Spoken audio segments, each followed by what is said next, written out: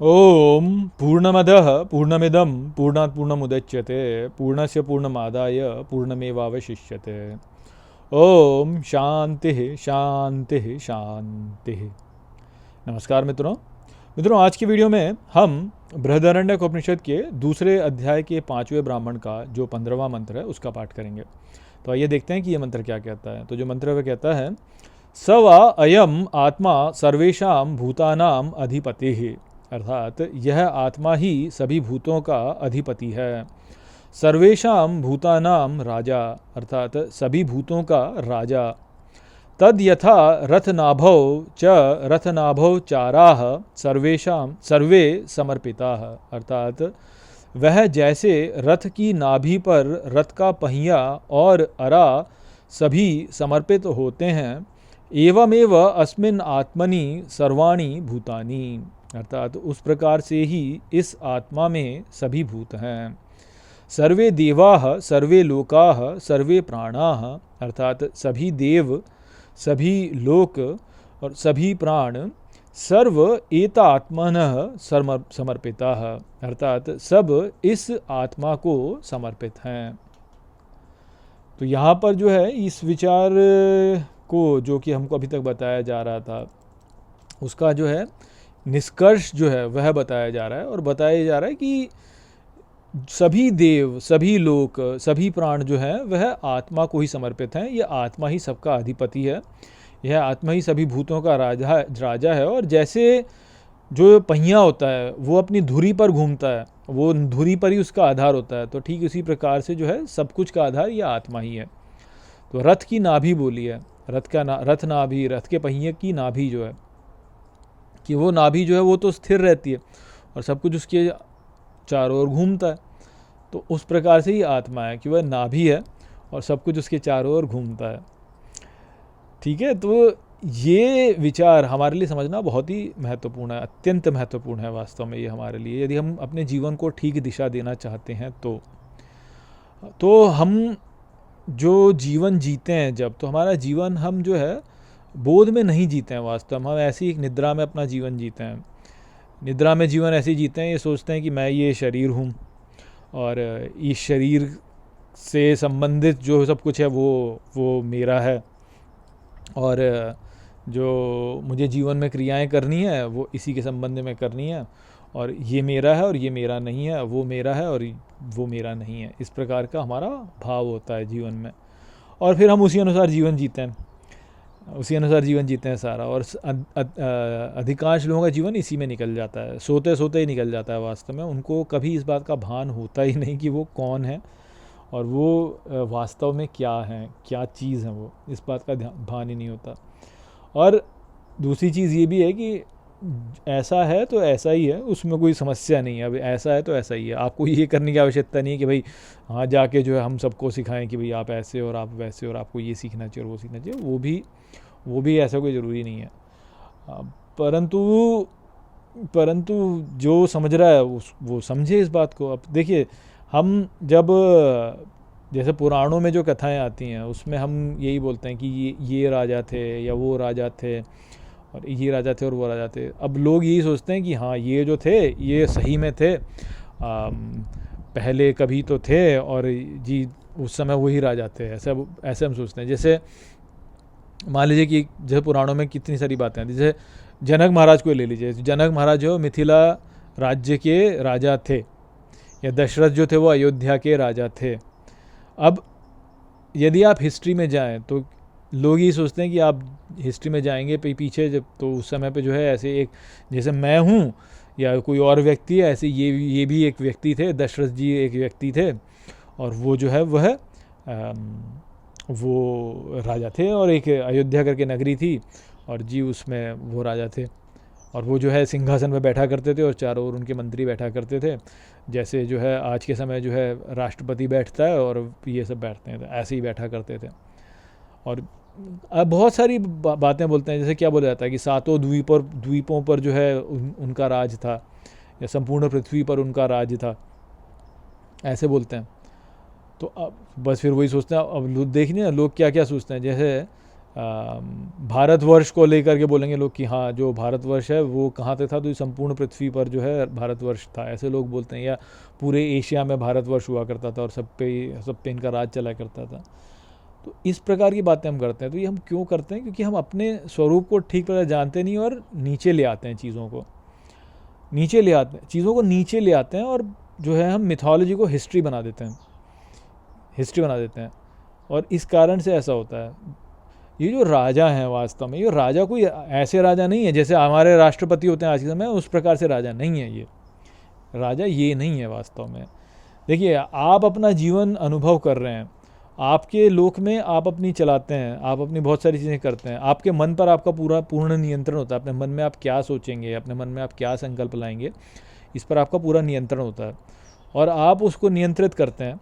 और उसको नियंत्रित करके आप जो है आगे का बाहर का संसार भी उसी अनुसार निर्धारित कर लेते हैं। ये आपके ऊपर है कि आप किस वस्तु से आसक्ति करते हैं, आप किस विषय को महत्व देते हैं, ये आपके ऊपर है। और उसी के आधार पर फिर ये जो जीवन हम जी रहे हैं, इसमें हमारी घटनाएं होती हैं, इसमें हमारी घटनाएं होती हैं। आप दुख अनुभव कर रहे हैं क्यों? क्योंकि आपने कुछ गलत से आसक्ति की हुई है।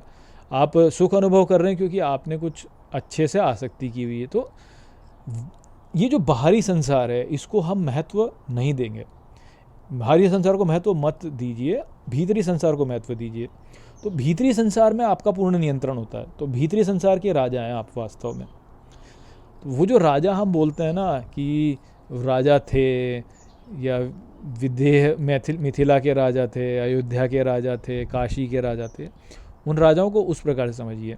मिथिला को आप अपने मन के अंदर समझिए। आपके मन के अंदर एक राज्य है मिथिला, आपके मन के अंदर एक राज्य है अयोध्या, आपके मन के अंदर एक राज्य है काशी। तो ये सारे आपके मन के अंदर राज्य हैं। उन पर राज्य करने वाले जो राजा हैं वह आपकी ही भावनाएं हैं वास्तव में। कि कोई एक भावना एक विचार पर जब राज्य करे, एक भावना एक विचार पर उसका प्रभाव हो, जैसे तो विदेह राज बोलते हैं ना, जनक महाराज को विदेह राज बोलते हैं। और देखिए, मैं अभी शब्दों को आपको समझा नहीं पाऊंगा, इन शब्दों के बड़े गहरे गहरे अर्थ होते हैं। अयोध्या जो शब्द है वो अयोध्या या कुशल नगरी है। अयोध्या कौशल राज्य में आता है। कुशल का अर्थ क्या होता है? बढ़िया होना, यानी अच्छे से रहना, ठीक से रहना, शांत रहना, आराम से रहना। तो जब आप कुशल रहते हैं, जब आपका मन कुशल है, तो आप रमण कर रहे हैं ना, वह ही राम है वास्तव में। तो अयोध्या के राजा राम कुशल। तो कुशल होना क्या? मज़े से रहना, जो सामान्य भाषा में मज़े से रहना, वही तो कुशल है ना। तो जब आप कुशल हैं तो आप रमण कर रहे हैं, वही राजा राम है, राम। जब आप विदेह भाव से हैं, जब आप में देह का भाव नहीं है, तो आप जनक हैं वास्तव में, आप जनक हैं तब। तो ये सब आप ही हैं। क्यों? क्योंकि आपका जो स्वरूप है वह आत्मा है। वो स्वरूप जो है वो आत्मा है। उस आत्मा में से ही ये सभी देवता उत्पन्न होते हैं। जब आप जगत में मधुरता देखते हैं तो आप कृष्ण हैं वास्तव में, कृष्ण बन जाते हैं। और जब आप जो है समझते हैं कि ये संसार मुझसे उत्पन्न हुआ है, तो आप जनक हो जाते हैं। तो ये सब आप ही हैं वास्तव में, आप ही हैं। क्यों? क्योंकि आप आत्मा हैं, आप आत्मा हैं। तो आत्मा के भीतर ही ये सब कुछ उत्पन्न होता है, आत्मा के भीतर ही सब कुछ उत्पन्न होता है। अब जब आप अपने स्वरूप को भूल जाएं, जब आप अपने स्वरूप को भूल गए, तो अब आप क्या हैं? तो अब आप पशु हो गए वास्तव में, पशु हो गए जिसकी बलि होगी। क्यों बलि होगी? क्योंकि ये जो यज्ञ है, ये यज्ञ जो है, इसमें तो सब चल ही रहा है वास्तव में। तो जो वास्तव में है वो क्या है? आत्मा। और वो आत्मा खेल रहा है। अब वो आत्मा खेलता है अलग अलग वस्तुओं के साथ में। वो वस्तुएं जो है वही संसार है। वही संसार जो है उससे रस उत्पन्न होता है। वही रस जो है हम अनुभव करते हैं संसार के द्वारा। तो जैसे कोई वीडियो गेम का खेलने वाला है, वो वीडियो गेम का खेलने वाला वीडियो गेम में खेलता है, तो वो खेल रहा है ना उसके साथ में। ठीक इसी प्रकार से जगत क्रीड़ा स्थल है वास्तव में आत्मा का क्रीड़ा स्थल है। तो इसको बहुत महत्व दे देने से आप पशु ही हो जाते हैं वास्तव में फिर। और ये सभी देवी देवता आपके भीतर ही हैं, और जिनको आप महत्व देंगे वही स्वरूप को प्राप्त कर लेंगे। आप भगवान राम को महत्व देंगे तो भगवान राम जैसे हो जाएंगे। भगवान कृष्ण को महत्व देंगे तो भगवान कृष्ण जैसे हो जाएंगे। भगवान शिव को महत्व देंगे तो भगवान शिव जैसे हो जाएंगे। देवी को महत्व देंगे तो देवी जैसे हो जाएंगे। देवी जैसे हो जाएंगे। और देवी के हो जाने से अर्थ ये नहीं कि आपका शरीर जो है ये शरीर तो है ही नहीं वास्तव में, मन होता है, भाव होता है। मन में जो भाव उत्पन्न होता है वही आप होते हैं वास्तव में। और फिर ये शरीर उसके अनुसार परिवर्तित हो जाता है, उसी अनुसार जो है वह उत्पन्न करता है। तो शरीर को महत्व नहीं देना है, शरीर तो केवल एक खिलौना है जिसको आप नष्ट कर देंगे और इसको आप उपयोग करते हैं आप इसका रस लेने के लिए। और देवी देवता भी आपके भीतर ही हैं, अपने भीतर जिस प्रकार के भाव रखेंगे उसी अनुसार देवी देवता उत्पन्न होंगे। भगवान गणेश को महत्व देंगे तो भगवान गणेश जैसे हो जाएंगे, आप जैसा भी भाव रखेंगे वो वैसे ही हो जाएंगे वास्तव में। तो अधिपति तो आत्मा ही है जो कि आप स्वयं हैं, और अपने जगत में आप जो भी करते हैं वो उसी अनुसार करते हैं। अब समस्या यह ही है कि हम अपने आप को गलत समझ लेते हैं, और क्योंकि हम अपने आप को गलत समझ लेते हैं इस कारण से जो है कष्ट अनुभव करते हैं। हम यही समझ लेते हैं कि हम ये शरीर हैं, और हम जो है झूठ कपट और जालसाजी धोखेबाजी और लोभ क्रोध ईर्ष्या जलन इन सब को महत्व दे देते हैं। जब इनको महत्व देते हैं तो ये सब तो असुर हैं। असुर हैं तो बस फिर क्या होता है, फिर वही होता है जो आप देख रहे हैं आप चारों ओर। महिषासुर क्या है, वो यही तो है। महिषासुर क्या है, यही है। या नहीं, शुंभ निशुंभ क्या है, वो यही है वास्तव में। तो क्या है ये इसी प्रकार की तो भावनाएं हैं, यही सब तो असुर हैं। और क्या है, रक्त बीज क्या है, रक्त बीज है क्या, अनुरक्ति कहते हैं ना, या जो आसक्ति कहते हैं, तो वो वही रक्त बीज है वास्तव में। महिषासुर क्या है कि महिषासुर यही है कि भाई मेरी चलनी चाहिए सब जगह पे, मेरी चलनी चाहिए और किसी की नहीं चलनी चाहिए। और शुंभ निशुंभ क्या है कि सब कुछ मेरा है, ये सब कुछ मेरा है, मैं और मेरा, और यही सब है, मेरा सब कुछ है। मैं ये भी रख लूँ अपने पास में, मैं वो भी रख लूँ अपने पास में, ये भी रख लूँ वो भी रख लूँ, वही शुंभ निशुंभ है। चंडमुंड क्या है वास्तव में, चंडमुंड यही है कि मैं यही रहूँगा, मैं सबसे ऊंचा, मेरी चले, बस सब जगह पे मेरी चलनी चाहिए। और मुझे क्रोध आ जाए, क्रोध आ गया तो, और चिल्लाने लगे तो, यही सब है वास्तव में।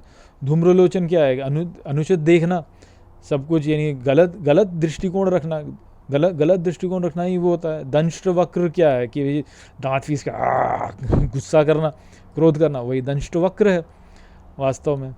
तो ये सब, इन सब से ही तो हम जोड़ लेते हैं ना अपने आप को। और बस फिर बस फिर आप देख लीजिए फिर क्या होता है। यदि उसका उल्टा करें हम तो फिर ठीक हो जाएगा। यदि हम भगवान कृष्ण जैसे मधुर हो जाएं तो ठीक हो जाएगा। भगवान राम जैसे हम जो है मर्यादा को महत्व दें, और जो है इस प्रकार से दैत्यों दानों से ना जुड़ें तो हो जाएगा ठीक। यदि राधा रानी से जुड़े, आराधना करें, हम पूजा करें और आराधना करें और भगवान की पूजा करें तो वो ठीक हो जाएगा। सरस्वती माता से, यानी वही कि हम ज्ञान को महत्व दें तो सरस्वती माता जैसे हो जाएंगे। यदि हम जो है डरें ना इन दैत्यों से, इनके अंदर प्रभाव में ना आए और वीरता से इनका सामना करें तो हम हनुमान हो गए, हम हनुमान जी हो जाएंगे हम। तो ये बस वही है वास्तव में। तो हमारा स्वरूप वही है, हम वही आत्मा है वास्तव में। हम जिससे जुड़ेंगे वही हो जाएंगे, वही स्वरूप हो जाएगा, वही हमारा स्वरूप हो जाएगा। और जितना हम इसमें गहरा गिरते चले जाएंगे, फंसते चले जाएंगे, उतना ही फंसते चले जाएंगे। जितना ही इनको नहीं महत्व देंगे उतना ही ऊपर उठते चले जाएंगे। भगवान शिव क्या है, महत्व ना देना, आराम से शांति से बैठ गए। और अब हम इतनी सारी समस्याएं क्यों झेल रहे हैं, क्योंकि भगवान शिव को ही हमने क्रोधित किया हुआ, उनका रुद्र रूप सामने आया हुआ इसलिए हमारे सामने। तो यही सब तो है यहाँ पे, यही सब समझने वाली चीज़ें हैं। पर इन सब को समझते तो हम हैं नहीं। और थोड़ा सा भी कुछ हो जाए, थोड़ा सा भी इंद्रियों में कुछ आ जाए तो तुरंत प्रभाव, तुरंत उसके प्रति रिएक्शन।